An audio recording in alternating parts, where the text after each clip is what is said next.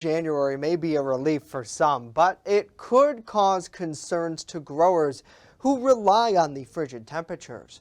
Frozen grapes are key for ice wine made in northeast Pennsylvania, but how is production with no freezing temps out there? WNY News Now's Elspeth Meisner has more on production and what the schedule's looking like for ice wine this season.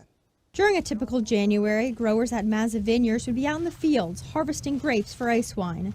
But this year, there's no ice. It's always a challenge with ice wine. If we don't get it that first freeze, and especially as you get into mid to late January, you really get a reduced yield.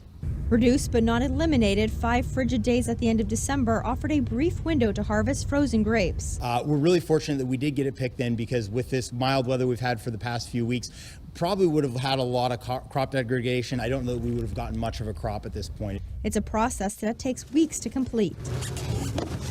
And after those frozen grapes are picked, they're then pressed and then fermented for several weeks until the next part of the process is done. And when you ferment that part of the way, you leave a lot of natural sweetness behind, creating a wonderfully intense and flavorful dessert wine.